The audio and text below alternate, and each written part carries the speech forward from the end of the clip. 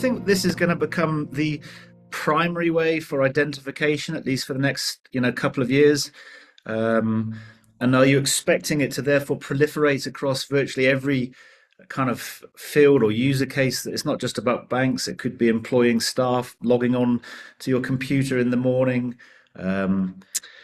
booking your tickets, turning up at the gate for a football game and not actually having to go and wave anything around. It's just facial recognition. You can walk straight in, going through into your supermarkets, Amazon Go type scenarios where you actually don't need potentially your phone. You're recognized visually, walk in, pick your stuff up, walk out, and it will automatically build. Is this fanciful, or do you think there's the possibility we can go this way?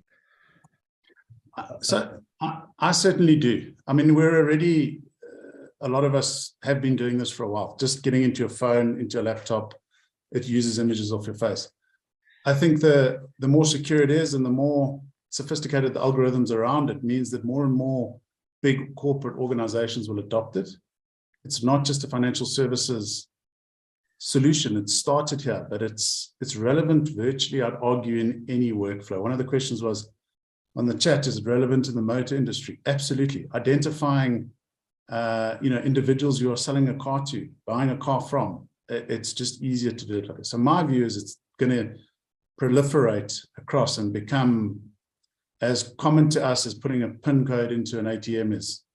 Definitely. I think that it is going to become a lot more prolific and ubiquitous. I'm just seeing the trend from when we started, 4 or 5 years ago to what's happening now. I think that the face is something that you are. It's an aspect of your biometric that the algorithms have been trained on very, very extensively. And there are other aspects, there's the iris, there's the palm, there's the vein, there's the voice. And eventually there'll be other aspects of who you are that get trained very accurately. But right now, there's been an incredible amount of data, capital, research, and horsepower put into optimizing the accuracy of the face. It's also incredibly convenient. It's much more convenient to deploy SDKs and apps in mobile devices where you can take a selfie from a customer or an individual's ergonomic perspective. Everybody knows how to take a selfie, and it's very intuitive.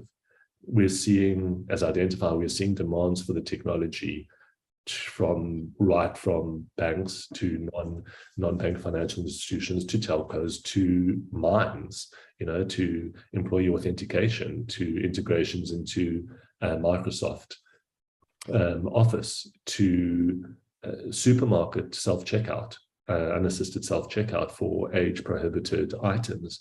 So we're in a very unique space and time where this technology is becoming ubiquitous. People know it, they trust it. The data and the science supports that trust. The ergonomics and the user journey is very intuitive, and it's much more convenient.